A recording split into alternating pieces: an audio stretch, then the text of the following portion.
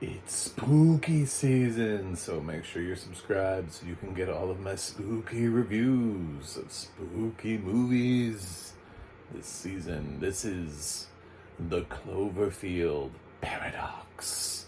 Ooh. Ooh. I know it's not creepy. Anyway, so I was Googling about a Raw, Chris O'Dowd, David Oyelowo, John Ortiz, Z Zhang.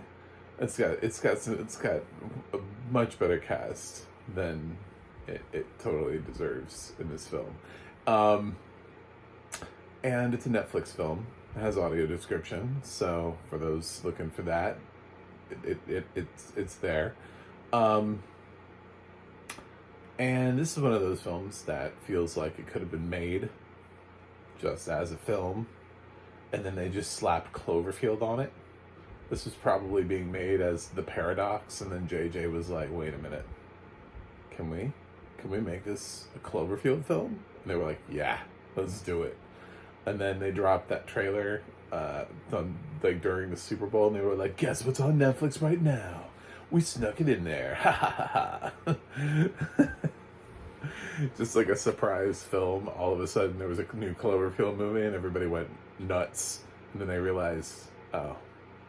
And yeah, I love 10 Cloverfield Lane. I actually liked the first Cloverfield, so I didn't see Cloverfield Paradox right away, and then the word of mouth was just kind of like, don't. And so I didn't for a while. And then I finally decided I wanted to rip off the Band-Aid. I believe they're making a fourth Cloverfield film. So I'm sure one of these films out there that is titled something right now is not what it seems to be. So beware. This is basically a film that takes place in a world where war is imminent. People are worried about war. War is coming. And feels very odd to be watching in 2023.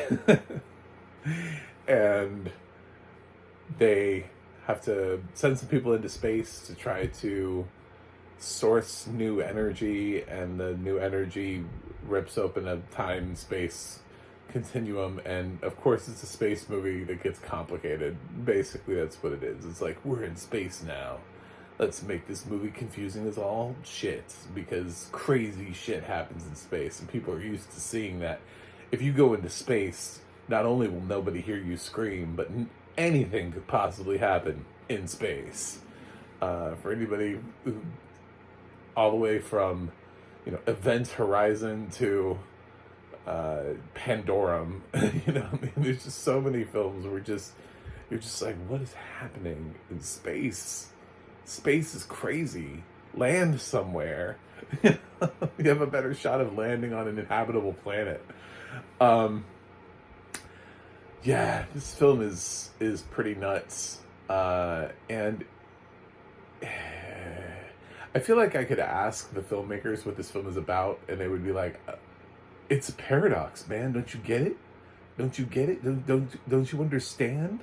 Are you not understanding what I'm putting down here? I'd be like, nah, dude. There's a scene where the guy puts his arm into a wall and his arm disappears, and like it reacts, and it gives these people these dumb like lines, like literally these guys all are supposed to be smart, right? Astronauts, super smart. They go through all this education and training, so they're a master in some field. So there's a scene where this guy, because of all the crazy shit that's happening, his arm just gets like sucked into a wall, and then he just doesn't have an arm anymore. Like, he's just standing there. It's a weird scene. If you watch this film, you'll see what I'm talking about. I don't want to spoil it. I'm trying not to give any more context to it, but his line afterwards is, will it grow back? It's like, I don't know, dude. Do human arms grow back? And his like his excuse for the dumbass question is, I don't know how it works up here. Because, like, he's already seen some crazy stuff, so he's figuring that because he's seen some crazy stuff, that human biology, that his arm could grow back because he's seen some things he can't explain. So naturally, all bets are off. And that's the thing about this film is that drives me insane is that these people, they keep seeing these weird, unexplainable, crazy things, and then they keep running around thinking that they have control of their ship. You know, that they get into this mode where they get really panicked when something crazy like an arm being sucked into a wall is happening, but then like after that they're just chill. They're just like, whatever, let's get this done, let's get out of here. It's like, do you not want to figure out what's happening to your ship so you just assume? So it just kind of feels like they forget. You know, he addresses the fact that the rules don't apply anymore, but yet they're still trying to play by the rules. And it's one of the most baffling things about this film is that they'll see some absolutely insane thing happen. This film is a horror movie, by the way. I would classify it. There are some scenes where there are attempts at jump scares. People die in not great ways. That's the best way I can say that. It's not super gory. But there's some stuff that were listed. There's at least one death where I was like, ooh, that probably got the R rating. I was like, oof. I don't know. It's one of those horror movies where you keep watching the movie and you're like, why are you doing that? I would not be doing that. Why are you doing that? You have education. You're smart. It's so weird. It's so weird and so random. And then some of the scenes are just overplayed as being something more than what they are. And I don't know. It's just, the film is just so schlocky. It's just like, how is this in the Cloverfield? How did J.J. Abrams let anybody slap Cloverfield on this? You know, 10 Cloverfield Lane, what Dan Trachtenberg did with that film is amazing. It has a fantastic cast. I don't know why. I don't know how they all read the script and were like, yes, this film is going to be amazing. And yet, this is what we got. So, I'm not a big fan of this. Does it kind of work? Sure. Because in space, if you confuse your audience, they think it's cool. You know, and they're like, oh, it's really scientific and shit, and I love it. And then you're like, okay, so if you walked over to a wall that was screaming at you in space, would you open the wall? Like, would that be your first instinct? You're like, you know, this is my ship. I was pretty much on board this ship and walking around it before. Everything was copacetic a little while ago, and now the wall is screaming at me. So, of course, what I'm going to do is I'm going to put my ear to the wall. That's what I'm going to do. Would you do that? I wouldn't do that. These people were scientists. And they're like, oh, this wall's screaming. Why do walls scream? If a wall is screaming at you, it's never a good sign. There's like never a good answer to that question. Like, why is the wall screaming? The better question is, why are you still there? Listening to the wall scream at you. It is... It's a very, very bizarre film where I hated all of the choices that the cast was making. And then the film veers in like another direction towards the end and makes choices, and then all of a sudden it's like a Cloverfield film. And you're like, oh, thank you for all of that, because now we're a Cloverfield film. It doesn't actually even become, literally, if you take the last 5 seconds off this movie, it's not a Cloverfield film anymore. It's just a film about some people who went into space and encountered some shit.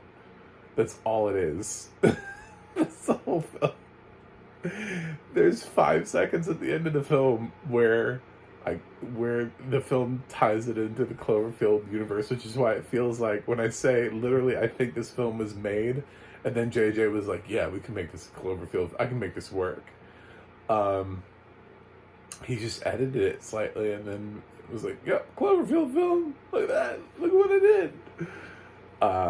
It's nonsensical. It just doesn't make, I literally can't with this film. So, um, yeah, if you haven't heard great things about this, there's a reason for that.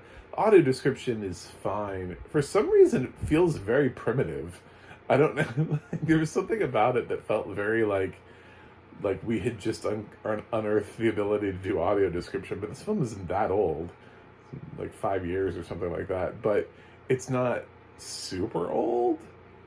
But the audio description just sounded way older for some reason. It sounded like it had been made at like the dawn of time, especially in terms of like Netflix audio description. It sounded like they had just figured out how, like, just invented audio description when this film came out. I do love the fact that at the top, it includes the fact that it lets you know that there's some Mandarin spoken in here, and that will be translated. Lets you know that there are Mandarin subtitles that are going to be translated. I've never seen that before. I think we all just assume that that the dubbing is happening. But I guess they needed to let you know that when you get to Z Zhang's character that she is speaking Mandarin, so they have to dub her or translate her, whatever you want to call it at that point. But yeah, so that was at the top of the film in the opening credits. And then the film just kind of describes, it does actually pretty good job of describing the intense, gory scenes, the trying to make the film as intense as possible. It's just this film kind of fails itself. So I don't really have a problem with the audio description. I just think it's funny because it sounded really old. I was like, why does this audio description sound like it's from the 80s? Anyway, yeah, it's not something I'm going to recommend. So if we're looking for something spooky this Halloween, I don't know that this is it, unless you're just checking things off your bucket list like I was. I was like, fine, I'll finally watch this film. It qualifies, and it does qualify for Halloween. It qualifies for Halloween too if you also want scary movies that aren't really scary.